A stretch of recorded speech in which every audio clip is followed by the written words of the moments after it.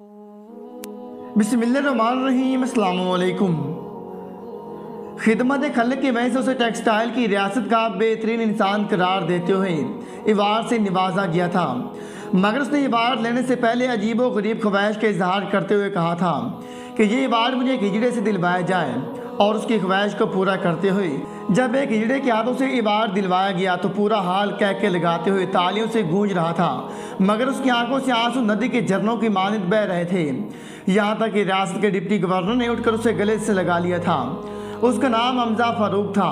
वो पहला एशियाई और पाकिस्तानी था जिसको इवार्ड से नवाजा गया था, और ख़ास तौर पर डिप्टी गवर्नर को मदऊ किया गया था, वरना इससे पहले ये इवार्ड हमेशा लोकल गवर्नमेंट ने ही दिया। जब गवर्नर ने माइक पर हमजा फारूक से रोने की वजह पूछी थी तो उसने कुछ यूं वाक़या सुनाया था कि बाद जब पूरे हाल में फ़कत सिस्कियाँ सुनाई दे रही थी। हमजा फारूक ने बताया था कि मुझसे बड़ी मेरी बहन थी जिसका नाम अक्सा था। अक्सा मैं और मुझ में 3 साल का फ़र्क था। अक्सा नॉर्मल डिलीवरी से घर में ही पैदा हुई। जब अक्सा 5 साल की थी तो उसका अपेंडिक्स का ऑपरेशन हुआ। ऑपरेशन से फारिग होकर डॉक्टर ने मेरे वालिद साहब को बताया था कि अक्सा मुकम्मल लड़की नहीं बल्कि लड़की नुमा हिजड़ा है, और साथ ये बताया था कि कुदरती तौर पर उसका कोई इलाज मुमकिन नहीं है। मेरे वालिद साहब ने ये सुनते ही वहाँ खड़े खड़े ही मेरी माँ को तलाक दे दी थी। अक्सा ऑपरेशन के बाद अभी होश में भी नहीं आई थी कि उसका बाप मुझ समेत अक्सा को उसकी माँ के सपोर्ट करके हमेशा हमेशा के लिए जा चुका था। मेरे बाप ने मेरी माँ को घर से मेरी माँ के और हमारे कपड़े तक न उठाने दिए। बेसर सामान हम लोग अस्पताल में बैठे थे। मेरी माँ वालिदैन की इकलौती बेटी थी। नाना फौत हो चुका था और नानो किसी से घर मांग कर उसमें बैठी हुई थी। उनके पास तो जाती घर तक नहीं था। मेरी माँ को इस कड़े वक़्त में फिल बदिहा ज़रूरत अस्पताल में होने वाले अखराजात की थी, लिहाजा मेरी माँ मुझे मेरी बहन के पास छोड़ कर जाती और सारा दिन बाजार से भीख मांगती। साथ साथ प्लास्टिक चुनकर एक जगह जमा करती और शाम को वो प्लास्टिक भी बेच देती। यूँ भीख मांग कर हमने अस्पताल के अखराजात के लिए आधे से ज़्यादा रकम मुहैया कर दी और बाकी रकम कुछ अरसे के बाद देने का वादा करके नानों के पास आ गए। इसके बाद मेरी माँ ने भीख मांगना छोड़कर लोगों के घरों में काम करना चाहा, मगर लोगों ने मेरी माँ को ये कहते हुए घरों में ना घुसने दिया कि तुम इस्लाम से खा रही हो, तुमने इद्दत पूरी नहीं की। मेरी माँ ने लोगों को लाख मजबूरियाँ बताएं, लाख समझाया कि भूख तहजीब के आदाब भुला देती है, मगर वहाँ सब गूंगे बहरे थे। किसी ने भी हमारी मजबूरियों को ना समझा, बल्कि उल्टा जिस नेक दिल आदमी ने हमें रहने के लिए मुफ्त घर दे रखा था उस आदमी को डरा धमका कर हमें घर से निकलवा दिया, और हम लोग गवर्नमेंट की तरफ से बना हुआ जानवरों का सरकारी अस्पताल जिसकी इमारत खंडर हो चुकी थी और हमरा दाइयों पहले किसी और इमारत में शिफ्ट हो चुका था, इस अस्पताल की इमारत में रहने लगे। सड़क किनारे लगे दरख्तों से लकड़ियां काट कर गिरी हुई छत को ठीक किया। अभी एक कमरा रहने के काबिल ही बनाया था कि मेरी नानों का इंतकाल हो गया। मेरी माँ को चूंकि दीन इस्लाम से खारिज समझा जा चुका था, लिहाजा लोगों ने जनाजा पढ़ने, पढ़ाने और दफन करने से इनकार कर दिया। लोगों के इनकार के बाद किसी रहमदिल इंसान ने हमारी नानों को एक फिराई इदारे के जरिए कफन दफन करवा कर सपुर्द खाक करवा दिया था। मेरी माँ ने हम दोनों बहन भाइयों को कभी घर से बाहर नहीं निकलने दिया। मुझे मेरी माँ की मौत के बाद पता चला था कि खाना दिन में एक वक्त नहीं 3 वक्त खाती हैं, क्योंकि मेरी माँ सारा दिन कचरा चुनकर भी हम 2 बहन भाइयों के लिए फ़कत एक वक्त खाना कमा पाती थी, और ख़ुद उसके लिए भी कभी कभी एक वक्त खाना भी नहीं बचता था। मेरी माँ का मैदा भूख की वजह से ना सिर्फ सुकर चुका था, बल्कि कचरे से मिलने वाला जहरीला खाना खा कर उसके मैदे में ज़ख्म बन गए थे और इन जख्मों में पीप बन गई थी। इस पीप की वजह से मेरी माँ बहुत अज़ियतनाक मौत तड़प कर मर गई थी। मौत के बाद में मेरी माँ के मुख्तलिफ अज़ा से पीप बह रही थी। मुझे मेरी माँ ने आबाई गाँव में भेजा था ताकि लोगों को बताऊं कि मेरी माँ मर गई है। मेरे बताने पर सारा गांव मेरी माँ को देखने आया था। अक्सर लोग आते, देखते और कहते कि इस्लाम से फिरने वाले की मौत ऐसे इब्रतनाक होती है। सब लोगों ने मेरी मुर्दा माँ की भी तस्लील तो कर ली, मगर उसे कफन दफन देना गवारा नहीं किया। मजबूरन शहर के मुफ्ती साहब के ज़रिए एक बार फिर फलाई इदारे ने ही मेरी माँ को कफन दफन दिया था। मुझे आज ये भी नहीं पता कि मेरी माँ की कब्र कहाँ पर है, मगर मैं जिस भी नेक शख्स से मिलता हूँ माँ के लिए ज़रूर दुआ करवाता हूँ। माँ की मौत के बाद लोगों ने तो हमें अपनाने से इनकार कर दिया, मगर हिजड़ों का एक ग्रुप भीख मांगते मांगते हमारे घर आया। जबकि हम 3 दिन से भूखे घर में बैठे थे, तब मेरी बहन ने इन हिजड़ों को अपना हाल बयान किया तो वो मुझे और मेरी बहन को अपने गुरु के पास ले गए। हिजड़ों के इस गुरु के पास जाकर हम बहन भाई को पहली बार पता चला था कि खाना एक दिन में एक वक्त नहीं बल्कि 3 वक्त खाती हैं। मेरी बहन की ख्वाहिश थी कि वो मेरे लिए कुछ कर सके ताकि मैं लोगों का मोहताज ना रहूं। लिहाजा मेरी बहन ने बजाय भीख मांगने के मेहनत मजदूरी शुरू कर दी और गुरु को कहकर खुश्क मेवाजात की रेहड़ी लगा ली। मगर लोगों ने मेरी बहन का जीना हराम कर दिया तो उसने ये काम छोड़कर शादियों पर नाचना शुरू कर दिया। शादियों पर नाच गाकर मेरी बहन जितना भी कमा कर लाती गुरु की झोली में डाल देती।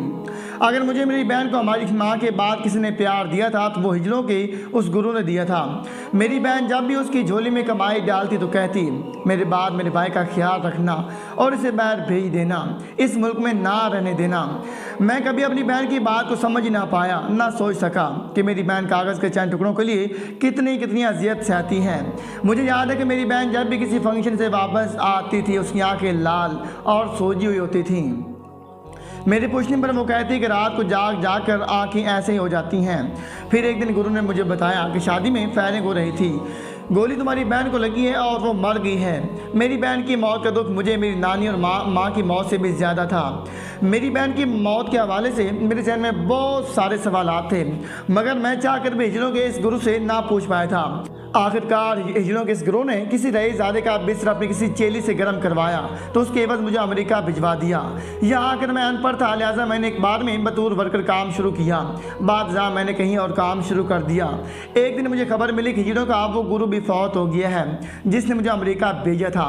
मैं आखिरी और पहली बार उसकी मौत पर पाकिस्तान गया तो अपने तौर पर अपनी बहन की मौत के बारे में जानने की कोशिश की।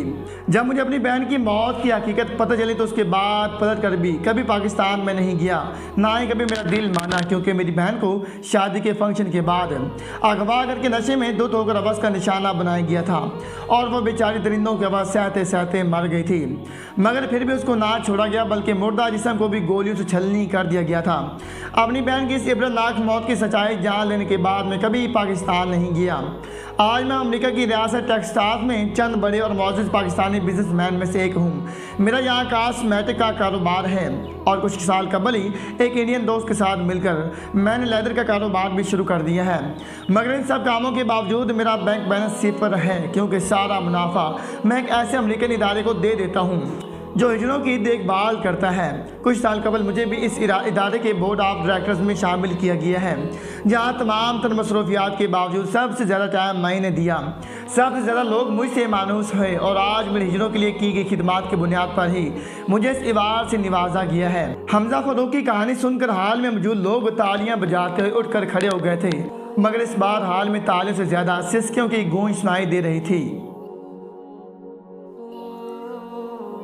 बाज़ दफ़ा आपकी आंखों के सामने से ऐसे ऐसे वाक़यात गुजरते हैं कि आप ना तो उनको अल्फाज में बयान कर सकती हैं, ना तहरीर कर सकती हैं। आपका ज़हन महफूज होकर रह जाता है। मेरे साथ जब भी ऐसा होता है तो मैं कुरान करीम या हदीस की कुतुब का मुतालिया शुरू कर देता हूँ। इससे मेरे रब मेरे दिल और दिमाग को रोशन फरमा देता है और मैं तहरीर लिख लेता हूँ। कल भी मेरे साथ कुछ ऐसा ही वाक़या पेश आया है जिसे ना तो मैं लिख पा रहा था, ना ही अल्फाज में बयान कर पा रहा था। फिर मैंने आप भी पढ़ी, उम्मीद है कि आपको पसंद आएगा। अल्लाह ताला क़यामत के दिन फरमाएगा, ए आदम के बेटे, मैं बीमार हुआ था, तूने मेरी इयादत नहीं की। वो अर्ज़ करेगा, ए मेरे रब, मैं कैसे आपकी इयादत करता, आप तो सारी कायनात के रब हैं। अल्लाह फरमाएगा, तू नहीं जानता कि मेरा बंदा बीमार था, अगर तो उसकी इयादत करता तो मुझे उसके पास पाता। ए आदम के बेटे, मैंने तो इससे खाना तलब किया था, तूने मुझे खाना नहीं खिलाया। वो अर्ज़ करेगा, ए मेरे रब, मैं कैसे आपको खाना खिलाता, हालांकि आप तो सारी कायनात के परवरदिगार हैं। अल्लाह ताला फरमाएगा, क्या तो नहीं जानता कि मेरे फ़लाँ बंदे ने तुझसे खाना तलब किया था और तूने उसे नहीं खिलाया था? क्या नहीं तू जानता कि अगर तू उसे खिलाता तो उस खाने को मेरे यहाँ पाता? अरे आदम के बेटे, मैंने तुझसे पानी मांगा था लेकिन तूने मुझे पानी नहीं दिया। वो अर्ज़ करेगा, ए मेरे रब, मैं कैसे आपको पानी पिलाता, हालांकि आप तो सारी कायनात के रब हैं।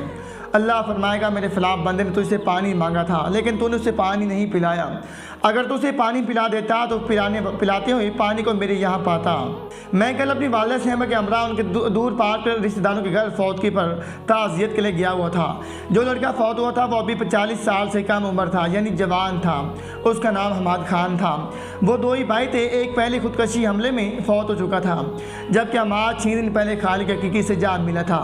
मुझे हमाद की मौत का बेहद अफसोस अफसोस था, मगर इससे भी ज़्यादा अफसोस मुझे तब हुआ जब अमाद की बेगम मेरी माँ के हमरा मेरे पास आई और मेरी वालिदा साहब ने मुझे हुक्म दिया कि जाओ, जहाँ मर्द मेहमानों को खाना दिया जा रहा है वहाँ से मेरे और अपने लिए खाना लेकर आओ।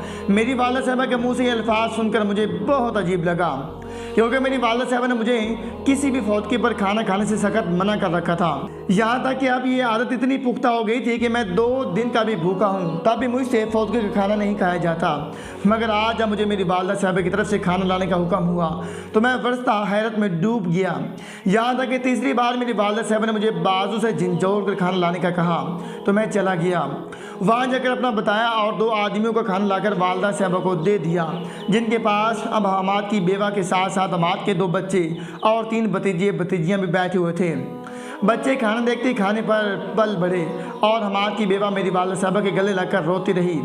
बाद हमारी एक और अजीज़ा खाना लेकर आए तो उन्होंने अपना खाना हमाद की बेवा के सामने रख दिया, जिसने इतनी रग़बत से खाना खाया जैसे उसे शोर की मौत का कोई अफसोस ना हो।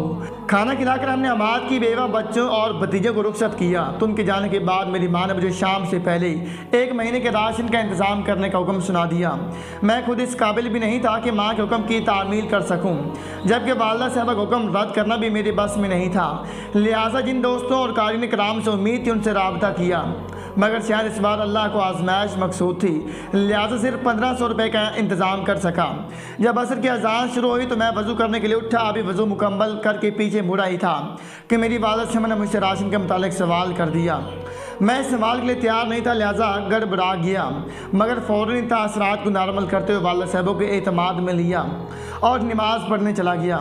नमाज के दौरान भी मेरे ख्याल बार बार भटकता रहा और वालिदा साहब के हुक्म की तरफ जाता रहा। मैंने जैसे तैसे नमाज मुकम्मल की, अल्लाह से मदद की दुआ की और फिर लोगों से रकम उधार मांगने लगा। मुझे रकम तो उधार नहीं मिली, मगर मेरी दुआ सुनी गई।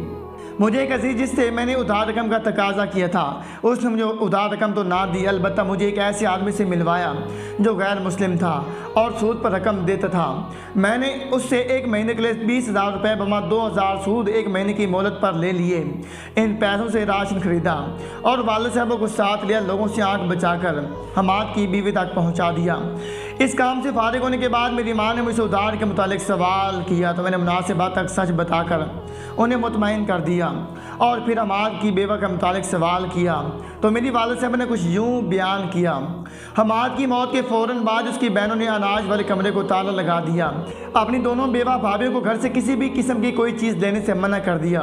यहाँ तक कि हमाद के मुल्क पर आए हुए मेहमानों के लिए बना हुआ खाना भी अपनी भाभियों भतीजों को देने से इनकार कर दिया।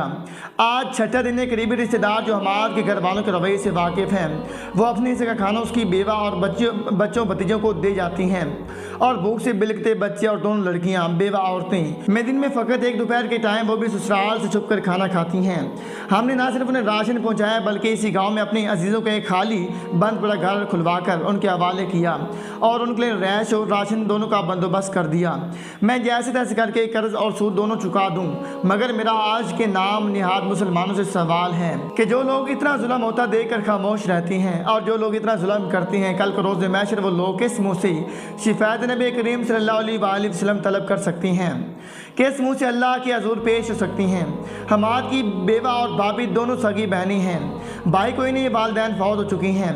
2 जवान औरतें किस तरह इस दौर में 5 बच्चों की किफ़ालत कर सकती हैं।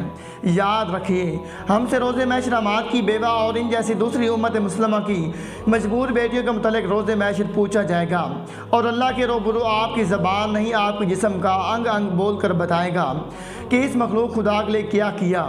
अपने कल को आए संवारिए, तौबा तायब होकर राह हिदायत पर पलट आइए। इंशाअल्लाह दोनों जानों में कामयाबी आपका मुकद्दर होगी। अल्लाह ताला हम सबको अमल करने की तौफीक अता फरमाए। आमीन। जज़ाकल्लाह।